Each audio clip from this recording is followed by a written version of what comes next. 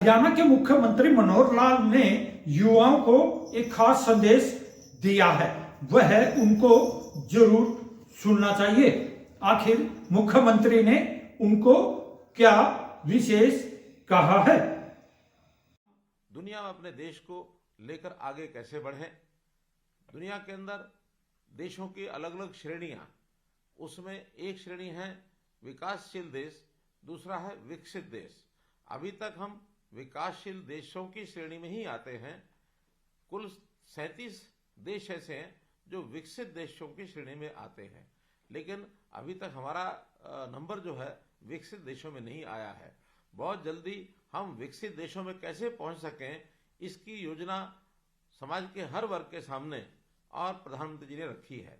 विशेष तौर पर युवाओं से बहुत बड़ी अपेक्षा की गई है कि हमारे देश का युवा बहुत ही संघर्षशील है, बहुत ही टैलेंटेड है, बहुत परिश्रमी है, और अगर उसको आह्वान किया जाए तो निश्चित रूप से वो आगे बढ़ सकता है। सामाजिक परिवर्तन लाने में और समाज में एक सकारात्मक प्रभाव डालने की अपार क्षमता हमारा जो युवा कार्यबल वो ये रखता है। देश के अंदर युवाओं को एक नई ताकत देने के लिए, सकारात्मक दिशा में आगे बढ़ने के लिए कई नए नए कार्यक्रम प्रधानमंत्री जी ने शुरू किए हैं, जैसे make in India, skill India, digital India, stand up India और स्टार्टअप इंडिया जैसे अनेक कार्यक्रम ये देश को दिए हैं। और इस बात की प्रसन्नता भी है कि बड़ी संख्या में हमारे युवक इन चीजों का लाभ जो है स्वरोजगार के नाते से और वो उठा रहे हैं। देश को डिजिटली दक्ष बनाने में और अपना कारोबार भी शुरू करने में एक डिजिटल इंडिया के नाते से बहुत बड़े कार्यक्रम ये किए जा रहे हैं। बड़े उत्साह का संचार हमारे यहाँ युवाओं में ये हुआ है। देश में आगामी 25 साल के अंदर जब आजादी के 100 वर्ष पूर्ण होंगे तो इस 25 साल के कार्यकाल को अमृत काल इस नाम से देश ने यानी प्रधानमंत्री जी ने नाम दिया है। इस अमृत काल में हमारे समाज का हर वर्ग अपनी अपनी भूमिका निभाए, अपना दायित्व निभाए, तो निश्चित रूप से 2047 तक यह देश विकसित देशों की श्रेणी में और ये आ जाएगा। स्पष्ट एक वर्गीकरण किया गया है समाज का, कि समाज में जैसा हम जानते हैं कि जाति प्रथा बहुत अपने आप प्रचलित है, लेकिन उस जाति प्रथा के कारण से समाज को लाभ कम, हानि ज्यादा होती है। अब आखिर जातियां ये समय समय अपना अपना स्वरूप लेती हैं, और एक प्रधानमंत्री जी ने बहुत स्पष्ट तरीके से कहा है कि अगर हम भी अगर मानो समाज में जातियों के नाम से पुकारने लगे तो हमारे सामने भी 4 जातियां उभर करके आती हैं। उसमें एक है युवा वर्ग, दूसरा है महिला वर्ग, तीसरा है हमारे देश का गरीब समाज, और चौथा है किसान वर्ग। तो ऐसे 4 जो है स्तंभ, और ये देश के अंदर इस प्रकार से काम करने की आवश्यकता ये प्रधानमंत्री जी ने कहा है। तो जैसा हम युवा वर्ग से संबंध रखते हैं, तो युवाओं को अपनी शिक्षा का किस प्रकार से उसको लेकर के वो आगे बढ़े, और न केवल शिक्षा बल्कि उसके साथ साथ संस्कार, उसके साथ साथ विचार, उसके साथ साथ हुनर, ये भी युवाओं का ये आगे बढ़ना चाहिए। तभी हम विकसित भारत का जो सपना है इसको पूरा कर पाएंगे।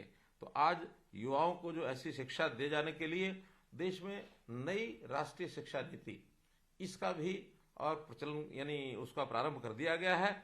देश में तो 2030 तक लागू करने की बात कही गई है, लेकिन हरियाणा में हमने संकल्प लिया है कि नई राष्ट्रीय शिक्षा नीति को आने वाले 2 वर्षों के अंदर अर्थात 2025 के अंत तक इसको हम पूरा लागू कर देंगे।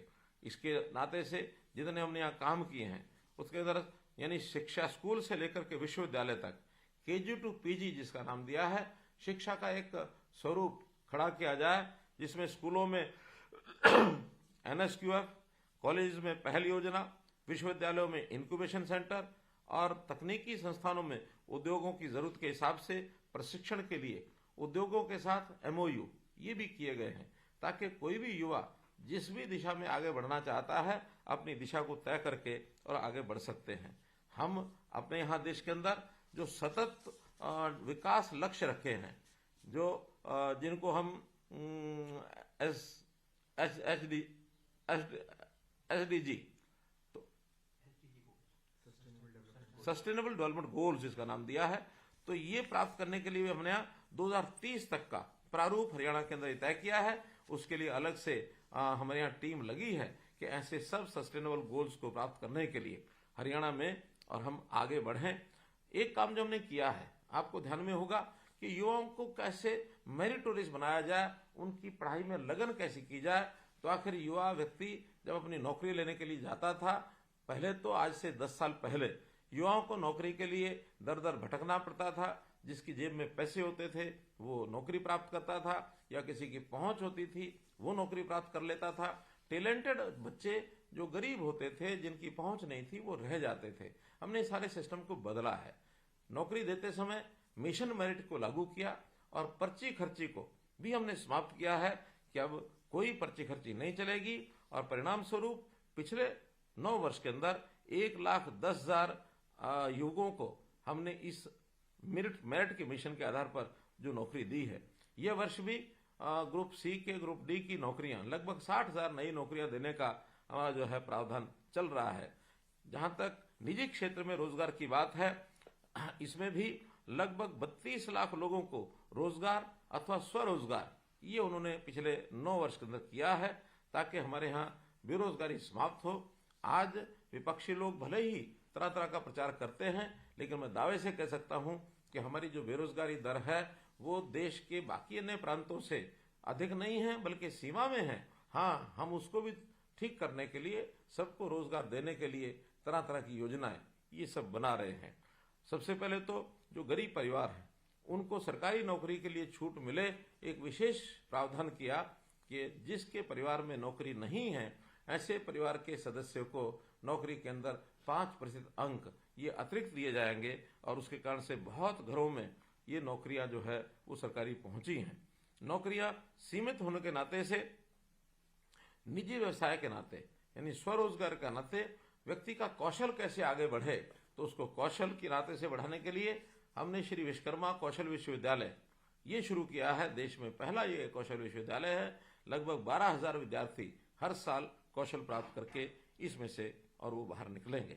तो ऐसे ही लोगों को विदेश में काम करने के लिए भी, क्योंकि आज बहुत बड़ी मांग ऐसे स्किल्ड जो हमारी युवा शक्ति है उसका बाहर विदेशों में भी काम के अवसर बहुत है। इसके लिए हमने विदेश सहयोग विभाग ये भी बनाया है, फॉरेन कोऑपरेशन डिपार्टमेंट, जिसमें ट्रेनिंग के बाद वहां से जिस प्रकार की मांग आएगी उस प्रकार के लोगों को भेजने का हमने लगभग तय किया है कि बड़ी संख्या में वहां अगर लोगों को भेजेंगे तो भी लोगों को लाभ मिलेगा। क्योंकि आज दुनिया बहुत छोटी हो गई है। दुनिया के बारे में हमने कहा एक ग्लोबल विलेज है, तो इसलिए यहां से विदेश में कहीं भी नौकरी प्राप्त करना अब आसान भी हो गया है और उनकी आवश्यकताएं हम पूरी भी करेंगे। हमने जो भी बच्चे ग्रेजुएशन करके जाते हैं उनको मुफ्त में पासपोर्ट देने की बात भी कही है।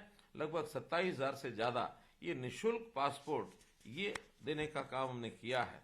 स्टार्टअप के नाते भी हरियाणा देश में नंबर 1 है, अव्वल स्थान के ऊपर है।